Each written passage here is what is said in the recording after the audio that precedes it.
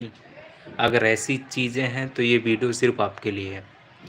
दोस्तों, मैं पिछले 10 सालों से बिज़नेस कोचिंग प्रोवाइड कर रहा हूँ बिज़नेस ओनर्स, एंटरप्रेन्योर्स को, और मेरी काफ़ी ज़्यादा इस सेगमेंट में एनालिसिस हैं और एक्सपीरियंस भी।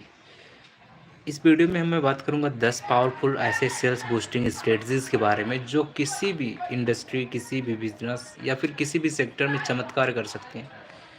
नंबर 1 स्ट्रेटजी आप अप्लाई कर सकते हैं। पहले आप ग्राहक को समझिए, जानिए आपका आइडियल कस्टमर कौन है, कौन आपका आइडियल कस्टमर है, ठीक है? हर किसी को बेचने की कोशिश मत कीजिए, सिर्फ़ उसी को बेचिए जिसे उस चीज़ की ज़रूरत है। जिस दिन आपको सही ग्राहक पहचान के लिया जाएगा, जिस दिन आप पहचान जाएँगे कि आपका राइट कस्टमर कौन है, उसी दिन आपकी सेल्स का ग्राफ ऊपर जाने लगेगा। ओके, सो हर एक स्टार्टअप के लिए मेरी एक ही एडवाइस है, सबसे पहले अपने कस्टमर्स को अच्छे से जानें, कौन है, उसकी उम्र कितनी है, कहाँ पे वो रहता है, क्या करते हैं, लाइक एवरीथिंग उसके बारे में आप डिटेल में जानो। नंबर 1 चीज़ है, अपने कस्टमर्स के बारे में हर चीज़ एकदम बेहतरीन तरीके से जानो। दूसरा है, प्रोडक्ट नहीं सॉल्यूशन बेचो। अगर आप किसी चीज़ को बेच रहे हो तो उसे एज ए प्रोडक्ट मत बेचना सोचाओ। उस चीज़ को ऐसा समझो कि वो एक सॉल्यूशन है किसी दूसरे की लाइफ में चेंजेस लाने के लिए, किसी दूसरे की लाइफ में वैल्यू लाने के लिए। क्योंकि लोग प्रोडक्ट नहीं खरीदते, वो एक किसी न किसी प्रॉब्लम्स का सॉल्यूशन खरीदते हैं। अब सोच के देखिए एक बार, कोई भी वस्तु अगर आप खरीदते हैं तो उसके पीछे क्या आप सोचते हैं? उससे आपका काम हल्का होगा या उससे आपका काम बेहतरीन होगा या उससे कुछ मदद मिलेगी, ठीक है? लोग को किसी भी सपोज़ कीजिए कि आज मैंने अ, वॉशिंग मशीन खरीदी, तो मैंने क्यों खरीदी? क्योंकि मेरे को उसकी समस्या थी, प्रॉब्लम्स थी। तो लोग प्रोडक्ट को इसीलिए बाय करते हैं क्योंकि उन्हें उस पर्टिकुलर प्रोडक्ट के लिए समस्याएँ होती हैं। तो दोस्तों, आप प्रोडक्ट नहीं बल्कि सॉल्यूशन को सेल कीजिए, बिकॉज़ लोग प्रोडक्ट नहीं देख रहे हैं, लोग सॉल्यूशन देख रहे हैं। सो आप किसी भी एक प्रॉब्लम को के निच को पहचानिए और उसको समझिए और उसको सेल करने की कोशिश कीजिए। अगर आप एक सॉल्यूशन सेल कर रहे हैं तो आप एक स्टोरीज़ बना सकते हैं। ये उन सभी के लिए आसान रहेगा और आपके लिए भी फ़ायदेमंद रहेगा और सामने वाले के लिए भी फ़ायदेमंद होगा। तीसरी स्ट्रेटजी, विश्वास बनाइए, सोशल प्रूफ पर का इस्तेमाल कीजिए। लोग उन्हीं से सामान को खरीदते हैं जिन पर विश्वास होता है। अगर 2 लोग हैं, सपोज़ कीजिए कि मेरे पास 2 रेस्टोरेंट हैं। एक काफ़ी ज़्यादा मानी-जानी मैकडॉनल्ड्स है, दूसरा एक नया रेस्टोरेंट है, दोनों में सिमिलर प्रोडक्ट मिलता है। ज़ाहिर-सी बात है जिस पे मेरा ज़्यादा ट्रस्ट होगा, मैं उस रेस्टोरेंट में जाऊँगा। तो दोस्तों, सबसे ज़्यादा ज़रूरी है विश्वास बनाइए, सोशल प्रूफ का इस्तेमाल कीजिए, आप टेस्टिमोनियल्स, रिव्यू, फैक्टर्स इन सब चीज़ों का आप इस्तेमाल कीजिए। एक प्रॉपर रूप से टेस्टिमोनियल पेजेस हर एक प्रोडक्ट पे आप अपने जो भी पास्ट टाइम के कस्टमर्स हैं उनके रिव्यू लीजिए। अच्छा होगा कि वीडियो रिव्यू, उसके बाद में वो क्या उस प्रोडक्ट के बारे में सोचते हैं, कैसा और रिव्यू देते हैं, ये काफ़ी ज़्यादा इम्पोर्टेंट है। लोग उन्हीं से खरीदते हैं जिन पर भरोसा होता है, ठीक है? अगर आपके पास में अच्छे टेस्टिमोनियल्स होंगे, अच्छे रिव्यूज़ होंगे, अच्छी केस स्टडी होंगी, ये सब आप दिखाएँगे तो लोग ज़रूर, क्योंकि उन्हें आप पे विश्वास बनेगा। चौथी स्ट्रेटजी जो है वो है अर्जेंसी या स्केरसिटी क्रिएट करना। लोग बचपन से ही एक डर डर उनके दिमाग में बैठा रहता है कि ये सामान, ये प्रोडक्ट जल्दी से ख़त्म ना हो जाए। लोग जल्दी तभी दिखाते हैं और उन्हें ऐसा लगता है कि ये ऑफ़र कहीं हाथ से निकल ना जाए। तो आप ऐसा उनके अंदर अर्जेंसी या फिर ऐसा स्केरसिटी डेवलप कीजिए कि वो तुरंत उस चीज़ को बाय करें। लोग जल्दी से तभी उस आप कहीं पे भी देखते होंगे, अमेज़न, फ्लिपकार्ट, उसमें एक डील लिखी रहती है, सिर्फ़ लिमिटेड टाइम ऑफ़र।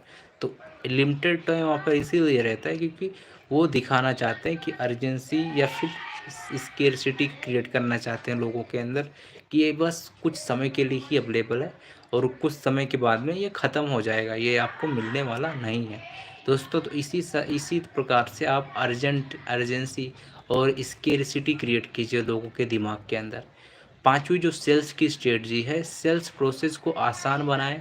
अपना जो सेल्स किट है, अपना जो ब्राउचर है, एकदम प्रोफ़ेशनल मैनर में आसानी से ऑप्टिमाइज़ कीजिए और कस्टमर को जितना आसान तरीका मिलेगा समझने को चीज़ों को, जैसे कि आप किसी कंस्ट्रक्शन इक्विपमेंट सेल करते हैं या फिर कोई एफएमसीजी के प्रोडक्ट सेल आउट करते हैं, तो आपको एक प्रॉपर ब्राउज़र में आपको लोग समझेंगे जब चीज़ें कि हाँ, हाँ, ये चीज़ें हैं, तो ऐसे वो उनको जब क्लैरिटी होगी तो वो ज़रूर उस चीज़ को परचेज़ करेंगे।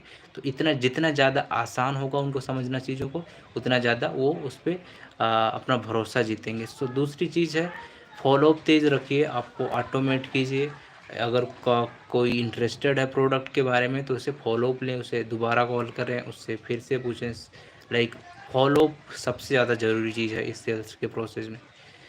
छठवीं जो सबसे बढ़िया स्ट्रेटजी है वो अपसेल और क्रॉस सेल की स्ट्रेटजी अपनाओ। अपसेलिंग, क्रॉस सेलिंग बहुत ही इम्पोर्टेंट है। ज़्यादातर रिटेल स्टोर्स ये स्ट्रेटजी अपनाते हैं। इनका पहला जो पॉइंट ऑफ व्यू होता है, अपसेलिंग और क्रॉस सेलिंग करना होता है। दोस्तों, अपसेलिंग और क्रॉस सेलिंग से क्या होता है कि मतलब एक आदमी, एक कस्टमर जो सिर्फ़ एक प्रोडक्ट खरीदने के चक्कर में आया है, वो 10 लेके जाता है। काफ़ी ज़्यादा जो रिटेल शॉप्स होते हैं, ज़्यादातर करके डी-मार्ट वग़ैरह या फिर ऐसे सुपर स्टोर होते हैं, सुपर मार्ट, वो अपसेल और क्रॉस सेल की सबसे ज़्यादा स्ट्रेटजी यूटिलाइज़ करते हैं। अगर कोई कस्टमर कुछ खरीद रहा है, तो उससे कुछ और भी ऑफ़र दे देते हो, ठीक है? अगर सपोज़ कीजिए कि मैंने कुछ जीन्स खरीदे, उसके साथ-साथ मैंने एक 2 शर्ट खरीदे, तो वो मेरे को एक बैग दिखाएगा कि ये बैग सर आप ले जाइए और आपके लिए ये ऑफ़र है, जो कि बैग 600 की रहेगी तो 400 या फिर ऐसा कुछ करके वो हमें ऑफ़र दिखा के उसे एक्स्ट्रा बेच देगा। तो मतलब इसका उदाहरण यही है कि किसी चीज़ को मतलब एक ऑफ़र दिलाना और क्रॉस सेल करना चीज़ों को, तो इस स्ट्रेटजी से आप जीत सकते हैं मार्केट में। 7वीं जो सबसे अच्छी स्ट्रेटजी है वो गारंटी दीजिए, रिस्क हटाइए, ठीक है? अगर आप गारंटी देते हैं, आप दिखाते हैं कि हाँ, हमारे प्रोडक्ट ओरिजिनल हैं और 6 महीने की अनलिमिटेड गारंटी है, या फिर अगर कोई महँगे प्रोडक्ट आप सेल आउट कर रहे हैं, जैसे कि आप टीवी सेल कर रहे हैं, स्मार्टफ़ोन्स बेच रहे हैं या फिर इलेक्ट्रॉनिक इक्विपमेंट बेच रहे हैं या महँगे प्रोडक्ट बेच रहे हैं, तो उस समय आप एक स्पेसिफ़िक वारंटी या फिर गारंटी पीरियड रख सकते हैं कि हाँ, जिससे कि कस्टमर निश्चिंत रहे और वो बिना किसी डाउट के उस चीज़ को खरीद सकता है। ठीक है?